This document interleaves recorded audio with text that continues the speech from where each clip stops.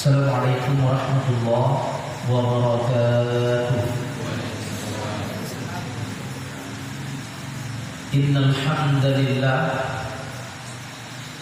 nahmaduhu wa nasta'inuhu wa nastaghfiruh wa na'udzu billahi min shururi anfusina wa sayyiati a'malina. Man yahdihillahu fala mudilla lahu wa man yudlil fala hadiya lahu. أشهد أن لا إله إلا الله وحده لا شريك له وأشهد أن محمدا عبده ورسوله اللهم صل على محمد وعلى آل محمد.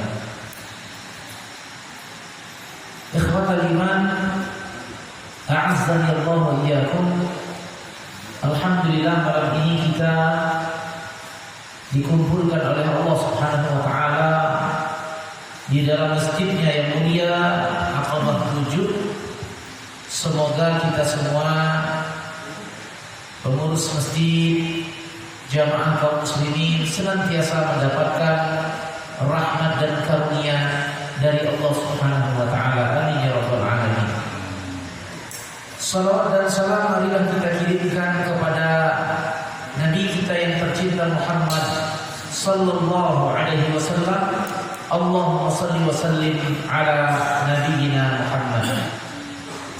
Insyaallah kajian kita yaitu lanjutan daripada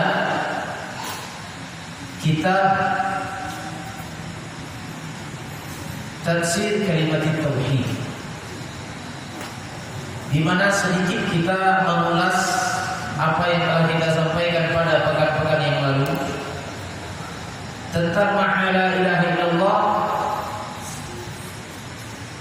sebagaimana yang dimaksudkan oleh Ahlus Sunnah wal Jamaah, bahwa makna la ilaha illallah la ma'budu bihaqqin illallah, tidak ada zat yang patut disembah dengan benar melainkan Allah. Definisi makna ini secara sistematik mengandung 3 makna. Ini bukan pembahagian tetapi penjelasan sistematiknya. La ma'budu bihaqqin illallah, makna yang pertamanya adalah menafikan segala bentuk sesembahan. Makna yang keduanya adalah menetapkan sesembahan itu hanyalah untuk Allah dan tidak ada sekutu baginya. Dan makna yang ketiga, bahwa standarisasi sesembahan yang benar terhadap Allah ukurannya adalah contoh dari Nabi Muhammad sallallahu alaihi wasallam. Jadi ini adalah definisi sistematik yang sangat memudahkan bagi kita untuk memahami makna la ilaha illallah. Ya, barangkali jelas. Kemudian bahwa untuk memahami makna la ilaha illallah menurut faham Ahlus Sunnah wal Jamaah, agar sempurna pemahaman kita terhadap makna itu, maka kita wajib mengetahui 2 perkara.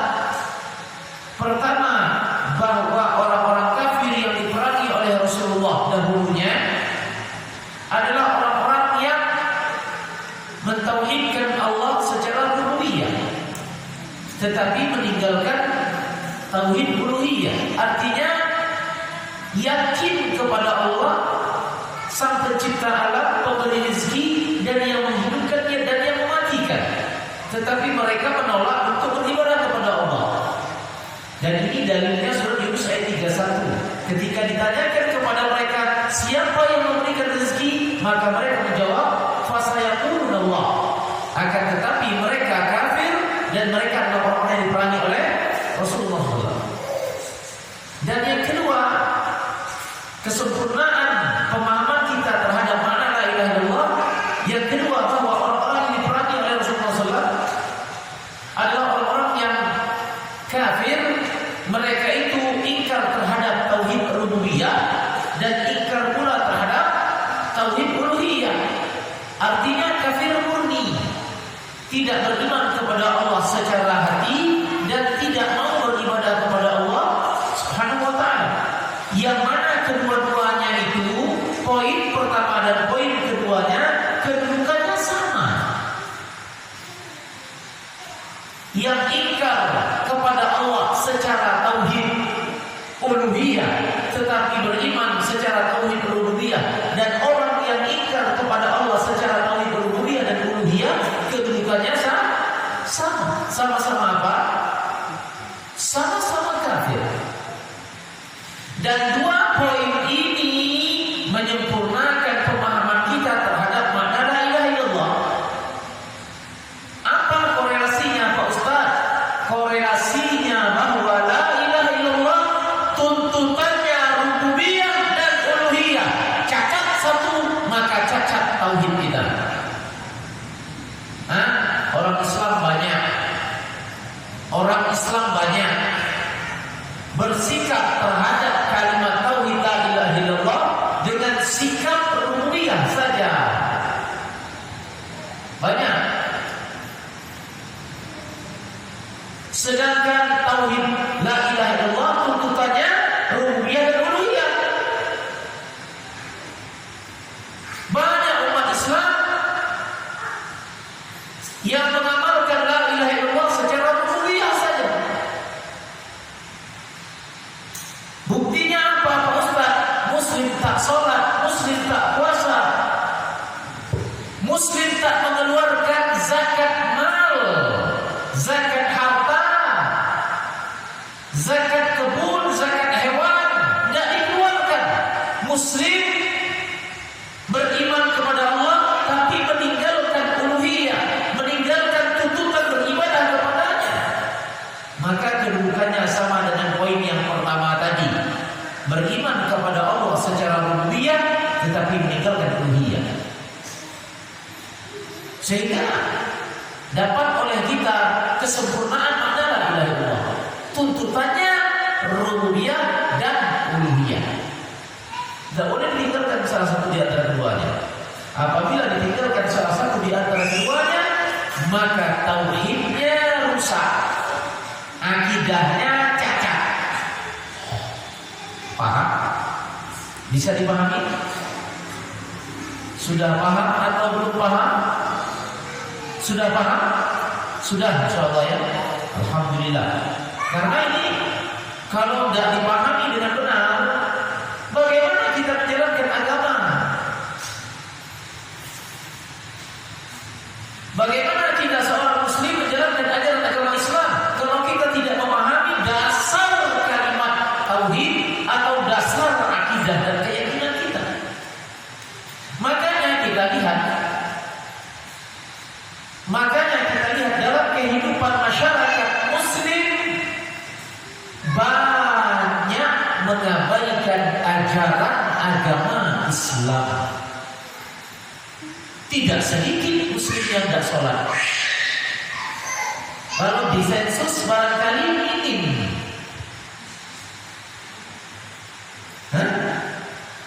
Kalau ada sensus sholat bagi kaum umat Islam, kalau ada sensus sholat bagi umat Islam, kira-kira berapa persentasenya? Kira-kira 25. Masya Allah ya. Kecil persentase itu berarti ya. Tapi ini sensusnya sensus pribadi ya. Ya barangkali sensus lokal. Kalau sensus lokal udah sampai 25.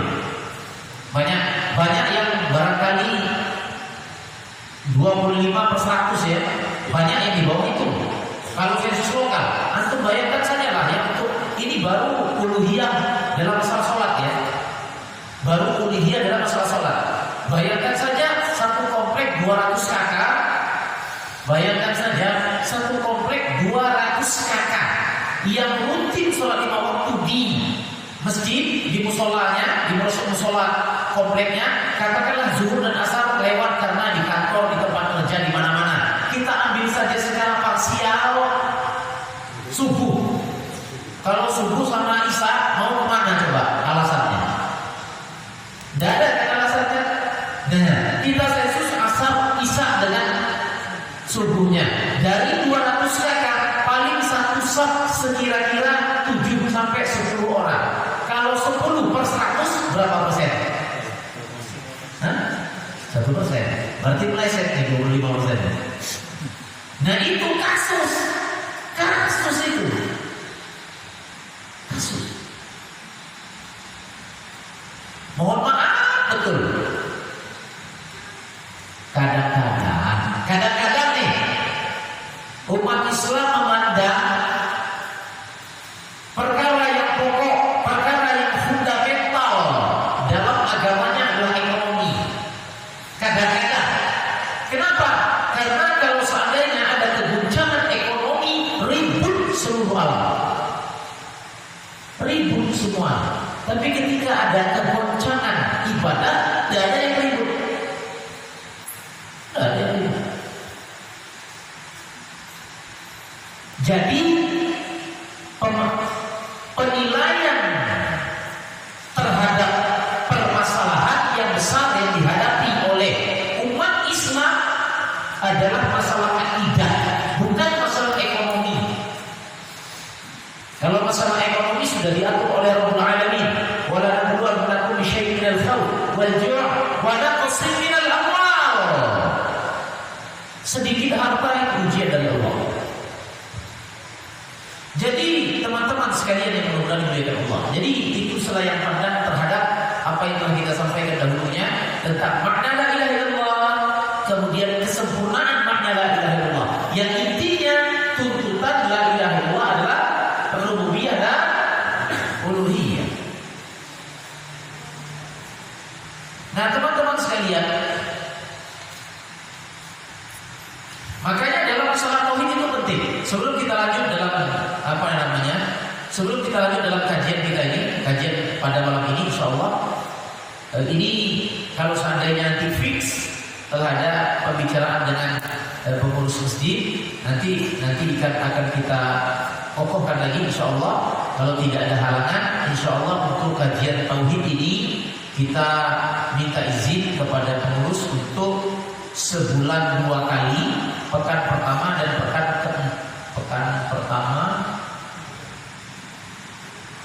keempat dan pekan pertama. Nanti akan kita sampaikan lagi. Dan ini belum, nanti kita fixkan kepada pengurus untuk kita buat kajian Palembang bertauhid mengaji. Dan kita minta izin nanti untuk markasnya di Aqabah 7. Dan insyaallah itu akan kita kajiannya buat se-Palembang anak. Dan kita akan sebarkan ke seluruh wilayah Palembang, termasuk kajian-kajian yang terbina di daerah-daerah lain, tempat-tempat lain, sekota Palembang.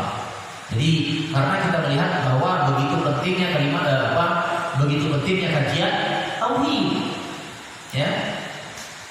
Antum mungkin tidak terbayang oleh antum ya, orang yang sholatnya sesuai tuntunan, bacaannya bagus, gerakannya bagus, dia telah mempelajari sifat sholat Nabi dengan sempurna, bahwa dia telah membekali dirinya dengan ilmu untuk takbirnya, untuk i'tidalnya, untuk ruku dan sujudnya, tasyahud awal tasyahud akhirnya, dia telah berbekali dengan ilmu, dia telah belajar dengan baik. Akan tetapi bisa jadi sholatnya tersebut ditolak oleh Allah Subhanahu wa taala mentah-mentah, atau bisa jadi diterima oleh Allah akan tetapi dihanguskan seluruh pahalanya. Kenapa? Karena tidak paham masalah tauhid. Bisa jadi dalam kesehariannya dia melakukan kesyirikan, dia tidak tahu, datang ke kuburan, sholat di atas kuburan, melakukan ibadah-ibadah di atas kuburan, bisa membatalkan ibadahnya, bahkan bisa membatalkan imannya, sehingga sholatnya sesuai tuntunan hangus terbakar oleh kesyirikan. Atau bisa jadi di dalam sholatnya tercampur syirik kecil dengan riya, sehingga ibadah sholatnya tertolak. Makanya masalah akidah adalah paling utama. Nah teman-teman sekalian, kita lanjut kajian kita malam ini. Perhatikan, wa tamamu hadha an ta'rifa anna al-musyrikin alladhina qatalahum Rasulullah kanu yad'una as-salihin mithlul malaikah. Bahwa termasuk pula orang-orang yang diperangi oleh Rasulullah pada masa yang lampau adalah orang-orang musyrik.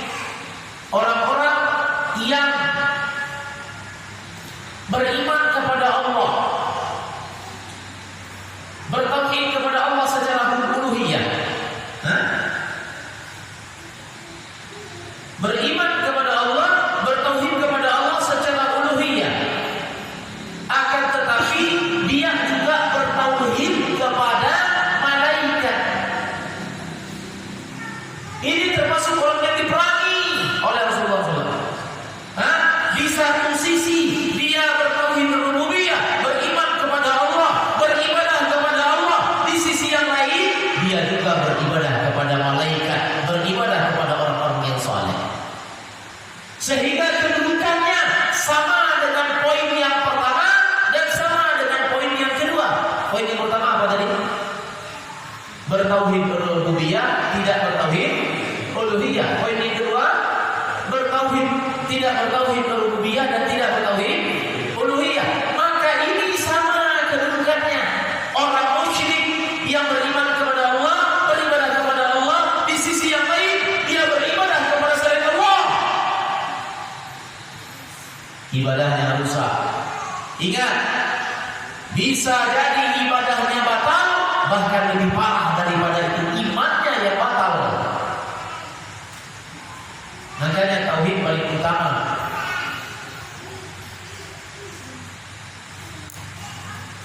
Teman-teman sekalian yang mudah-mudahan dirahmati serta dimuliakan Allah, tidakkah untuk memperhatikan apa yang telah disabdakan oleh Nabi kita sallallahu alaihi wasallam, "Man ata kahinan fa saddaqahu bima yaqul faqad kafara bima unzila ala Muhammad." Orang yang datang ke dukun lalu membenarkan perkataan dukun, maka dia telah kafir terhadap ajaran Muhammad sallallahu alaihi wasallam. Kenapa? Karena datang ke dukun dan membenarkan perkataannya adalah bentuk sesembahan kepada dukun. Artinya dia telah melakukan kesyirikan, beribadah kepada Allah dan beribadah kepada dukun, dan itu merusak tauhid. Dan setara dengan orang-orang yang poin pertama dan poin kedua setara.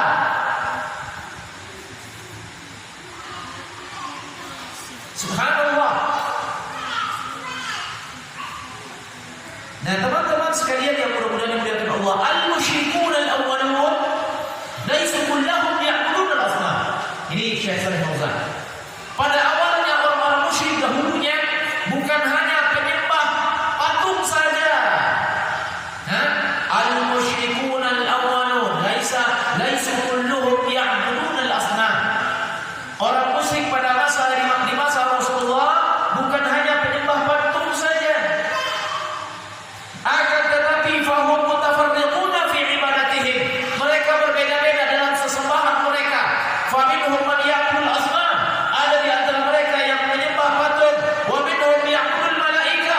Ada di antara mereka yang menyembah malaikat. Wa minhum ya'budul anbiya. Dan ada di antara mereka yang menyembah para nabi. Nabi Isa alaihi salatu wassalam disembah sebagai Tuhan. Musyrik yang mereka sembah siapa? Rasulullah, orang yang suci. Akan tetapi kesucian makhluk tidaklah setara dengan Rabbul Alamin, Rabbul Izzati wal Jalal. Karena ibadah hak mutlak dan hak tunggalnya Allah. Kenapa syirik termasuk dosa yang paling besar? Karena syirik hakikatnya memalingkan ibadah kepada selain Allah. Artinya itu merupakan kriminalitas terhadap hak mutlaknya Allah. Ustaz cuma kasih analogi, tetapi tidak membandingkan antara khalik dan makhluk. Sebagai bahan analoginya bahwa begitu murkanya orang yang mestinya mendapat hak, kemudian hak tersebut dipalingkan ke yang lain. Ustaz analogikan seperti seorang istri.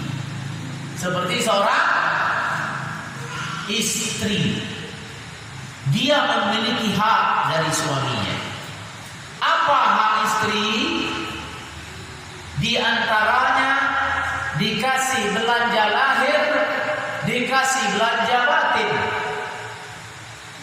dikasih kebutuhan harian, dan diberikan kepadanya hak batin, kebutuhan biologis. Itu hak istri. Ustaz tanya kepada antum atau kepada istri, kepada para istri, bagaimana kalau seandainya hak antunna, hak para istri diberikan belanja kebutuhan pokok dan kebutuhan biologis. Bagaimana kalau seandainya hak para istri tersebut suaminya memalingkan hak itu kepada istri orang lain, kepada perempuan lain? Kira-kira bagaimana bentuk murkanya istri? Ada orang lain yang bukan suami istrinya, perempuan lain bukan istrinya, bukan siapa-siapanya, kemudian dia memenuhi kebutuhan biologisnya kepada perempuan tersebut, kemudian dia kasih belanja kepada perempuan tersebut, yang mana itu adalah hak bagi istrinya, dan hak itu dipalingkan. Kira-kira di wong Palembang itu apa yang terjadi? Hah? Aita kalau mak itu paling kena kapak tulang, murka istri. Begitu juga kalau seandainya istri suami. Suami punya hak. Hak suami apa? Hak suami dilayani oleh istri. Dilayani oleh istri.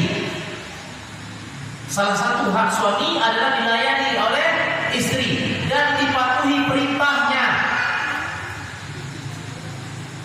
Hak seorang suami dilayani suami, dilayani istri dan dipatuhi perintahnya.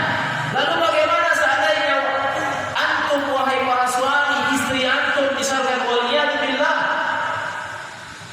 memalingkan hak antum kepada laki-laki yang lain, dia patuh kepada laki-laki yang lain yang bukan siapa-siapanya, bukan suaminya, bukan keluarganya, dia patuh kepada laki-laki yang lain, kemudian dia memberikan pelayanan yang baik kebutuhan biologis laki-laki yang lain. Kira-kira apa yang terjadi?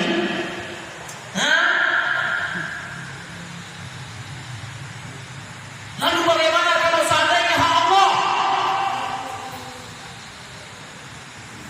Ustaz,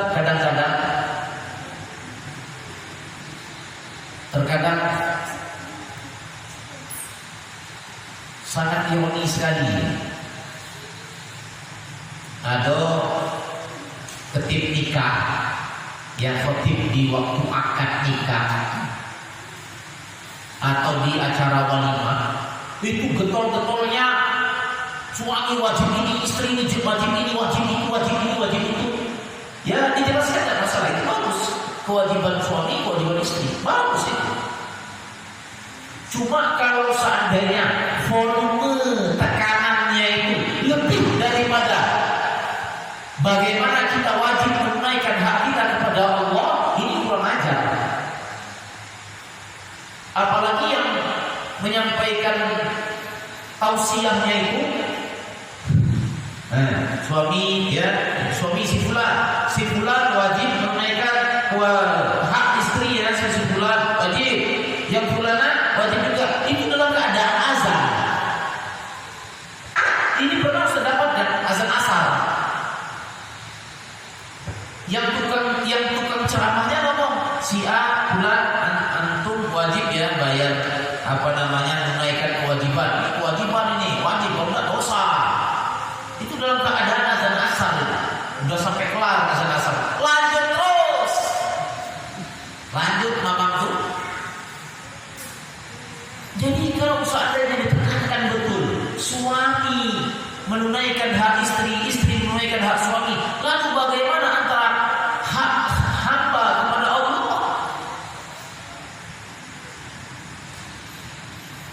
Coba kalau kita lihat sebuah rumah tangga, kalau tidak terpenuhi hak masing-masing, rusak rumah tangga ini. Maka kalau seandainya antara hamba dengan Khalik, antara makhluk dengan Khalik, apabila tidak terpenuhi kewajiban Khalik, kewajiban makhluk kepada Khalik, maka rusak akidah makhluk tersebut. Subhanallah. Maka ikhwafillah rahimahullah, maka dosa yang paling besar adalah syirik, memalingkan hak Allah kepada yang lain. Makanya pelaku kesyirikan yang mana mereka beriman kepada Allah, tetapi seiringan dengan itu dia beriman kepada yang lain. Maka orang ini adalah orang yang setara dengan poin yang pertama dan poin yang kedua, orang-orang yang berangkat dari surga. Dan aku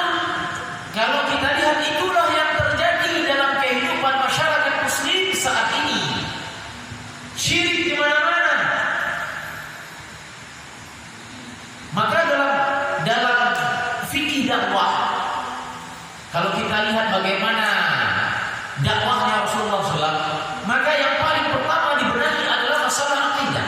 Makanya Rasulullah di kota Mekah 13 tahun, 10 tahunnya berbicara tentang tauhid. 10 tahun. Kalau ada satu wilayah yang memiliki kerusakan dalam agamanya, kerusakan agama itu setidaknya 3 tingkatan. Pertama, syirik, kedua, bid'ah, ketiga, maksiat. Itu tingkatan kerusakan dalam agama. Syirik atau kafir, syirik, bid'ah, maksiat. Maka prioritas dalam berdakwah mana yang kita benahi? Syiriknya dulu. Syiriknya dulu yang kita benahi. Maka yang kita sampaikan ini adalah di antara bentuk kesempurnaan tauhid kita kepada Allah, bahwa kita mengetahui orang-orang yang melakukan ibadah kepada Allah, seiringan dengan itu dia melakukan ibadah kepada selain Allah, adalah orang-orang yang diperangi oleh Rasulullah SAW. Idza arafta hada makna la ilaha illallah, arafta anna man nafa nabiyyan aw malakan aw nadabahu aw istaghatha faqad kharaja min al-islam wa hadha huwa al-kufr alladhi qatalahum alaihi salatu wassalam. Kalau seandainya engkau telah mengetahui makna la ilaha illallah, bahwa orang yang mengibadahi nabi, malaikat, atau orang yang memohon perlindungan kepada selain Allah, memohon perlindungan kepada nabi, memohon perlindungan kepada nabi, memohon perlindungan kepada malaikat, faqad kharaja minal Islam, maka orang itu telah keluar dari agama Islam. Maka orang itu telah keluar dari agama Islam. Subhanallah. Wa